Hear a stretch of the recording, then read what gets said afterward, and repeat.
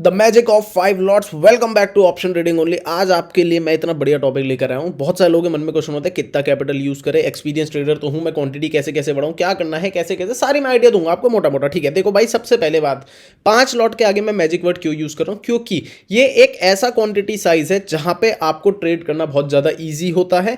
एकदम से चीजें कॉम्प्लिकेट नहीं होती, एक अंदाजा लिया जा सकता है कि एक ट्रेड के अंदर कितना एसएल जा सकता है, कितना टारगेट मिल सकता है। मैं आपको बताता हूँ। देखो, सबसे पहले 5 लॉट लेने के लिए आपको अकाउंट में डालने पड़ेंगे 1 से 1.5 लाख रुपए। 1 से 1.5 लाख रुपए में आप सोचोगे भाई इतना सारा कैपिटल क्यों डालूं 5 लॉट के लिए? 5 लॉट तो सस्ते आते हैं। लेकिन मेरे भाई 5 लॉट सस्ते वाले नहीं चाहिए, हम लेंगे इन द मनी का लॉट, साथ में थोड़ा सा कैपिटल एक्स्ट्रा भी छोड़ेंगे। और वो कैपिटल एक्स्ट्रा क्यों छोड़ेंगे? क्योंकि सपोज करो अब आप न्यू ईयर, आज 30 दिसंबर है, ठीक है, तुम 5 लॉट से स्टार्ट करना चाहते हो। अब कल परसों तरसों तुम्हारे तीनों दिन एसएल हिट हो जाए, फिर कैपिटल तो बचेगा ही नहीं, फिर तुम बैंक से ऐड करोगे, फिर एसएल हिट हो जाएंगे, फिर तुम बैंक से ऐड करोगे, तो वो एक लूप में फंस जाओगे लॉस वाले, कि अकाउंट में पैसे डालते जाओगे डालते जाओगे डालते जाओगे। ये तो करना ही नहीं होता। एक बार जो कैपिटल डाल दिया वही है फिर आपका सर्वाइवल। ठीक है, तो आपको क्या करना होता है, थोड़ा सा एक्स्ट्रा कैपिटल छोड़ना होता है जिससे आपके एसएल भी उसी के अंदर से इनकॉर्पोरेट हो जाए। पहला पॉइंट क्लियर है? यस क्लियर है। तो कैपिटल कितना यूज होगा? 1 से 1.5 लाख रुपए डाल के रखने पड़ेंगे। दूसरी चीज, अगर मैं बात करूं निफ्टी 50 की और मैं बात करूं बैंक निफ्टी की, तो अगर आप 5 लॉट का इन द मनी का ट्रेड लेते हो तो निफ्टी 50 के अंदर जो आपका अप्रोक्सीमेटली एसएल जाएगा एक ट्रेड के अंदर, वैसे तो देखो सेटअप के हिसाब से प्लस माइनस होगा ही,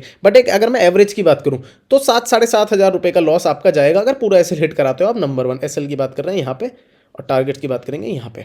बैंक निफ्टी में यही चीज़ थोड़ी सी बढ़ जाएगी, 8-8.5 हज़ार रुपए के आसपास वो पहुंच जाएगा आपका एसएल। ठीक है, क्योंकि बैंक निफ्टी में जो प्रीमियम का स्पाइक और डिप आते हैं वो थोड़े से ज़्यादा आ जाते हैं। ओके, अगर मैं बात करूं इनके टारगेट्स की, तो आप ये मानो निफ्टी 50 के अंदर जब आप टारगेट पे जाओगे तो 15-16 हज़ार रुपए निकालना कोई बड़ी चीज़ नहीं है। अगर आप 5 लॉट की पोजीशन में, ज़्यादा भी निकल सकता है इसका। ठीक है, और बैंक निफ्टी के अंदर यही चीज़ थोड़ी सी बढ़ के हो जाएगी 16 हज़ार रुपए के आसपास। ओके, अब ये जो एसएल्स हैं, ये फुल एसएल की मैं बात कर रहा हूँ। इन एसएल को छोटा करने के लिए आपके पास रिस्क मैनेजमेंट भी होते हैं। कई बार तो आप कॉस्ट टू कॉस्ट में भी निकल जाते हो, कई बार आप स्क्वायर क्वांटिटी निकाल के प्रॉफिट में भी निकल जाते हो, कई बार पूरा पूरा आपका एसएल भी हिट हो जाता है। तो ईदर वे इससे ज्यादा लॉस आपका नहीं होगा एक एवरेज की मैं बात करूं तो।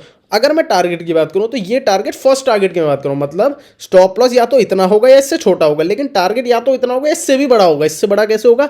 आप ट्रेल कर सकते हो टारगेट को, है ना। प्रीमियम में स्पाइक आ गया, आपके फेवर में मोमेंटम आ गया, तो ये टारगेट आपका बढ़ के कितना भी अपसाइड का पोटेंशियल तो बहुत ज्यादा ऑप्शन बाइंग में, है ना, बढ़ सकता है। ये 15,000 का 30 भी हो सकता है, 45 भी हो सकता है, 60 भी हो सकता है। ओके, और मैं बात करूं बैंक निफ्टी की, तो सेम चीज यहां पे भी एप्लीकेबल है कि ये फुल एसएल है। एसएल छोटा करने के लिए बहुत सारे तरीके होते हैं। 45-60 रूल आपने जैसे मेरी रील्स पे देखा है। अगर किसी को ना थोड़ा एक ट्रेडिंग का बेसिक आइडिया लेना है कि एग्जीक्यूट कैसे करते हैं ट्रेड्स को मार्केट के अंदर, तो मेरे इस चैनल की ना रील्स देखनी स्टार्ट करो, आपको चीज़ों का आइडिया मिलना स्टार्ट हो जाएगा। ठीक है, तो पहला क्वेश्चन था कैपिटल कितना यूज, 1 से 1.5 लाख रुपए। एक आइडिया ऑफ एसएल कितना होगा, 7.5 और 8.5 हज़ार रुपए। टारगेट का आइडिया होगा 15,000 और 16 हज़ार रुपए। ठीक है, अब मैं 5 लॉट पे ही क्यों कह रहा हूं आपको कि मैजिक है ये? क्योंकि अगर आप एक एक्सपीरियंस बंदे हो और आप चाहते हो कि मैं क्वांटिटी बढ़ाऊं, तो ये ट्रेडिंग कैपिटल गेम नहीं है, ये कंसिस्टेंसी का गेम है। अगर आप 5 लॉट पे वर्क करना स्टार्ट करते हो तो 5 लॉट पे कंसिस्टेंसी बनाना कंपैरेटिवली ईजियर है।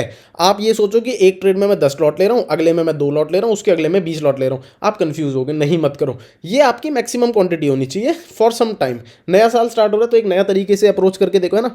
5 लॉट पे साइकोलॉजी मेंटेन करना सबसे ज्यादा ईजी, एक्सपीरियंस से बता रहा हूं, करके देखो, मजा आ जाएगा। ठीक है, 5 लॉट के बाद जो अगला स्टॉपेज आपका होगा वो फिर 8 लॉट का होगा। 8 लॉट वाला भी एक अच्छा मैजिक चलता है, वहां पे भी साइकोलॉजी मेंटेन करना अच्छा है, बट इस पे मैं अभी नहीं बता रहा हूं जान के। नहीं तो क्या करेंगे, 5 लॉट वाले बंदे सीधा 8 पे कूदने की कोशिश करेंगे। नहीं, आप समझो इस बात को, अगर आपको ट्रेडिंग आती है तो आप 1 लॉट पे प्रॉफिटेबल हो जाओगे। क्लियर है बात? ठीक है, जब 1 लॉट पे प्रॉफिटेबल हो गए, 1 के बाद 2 पे करना कोई ज्यादा दिक्कत नहीं है, 2 के बाद 5 तक आना बहुत ईजी है।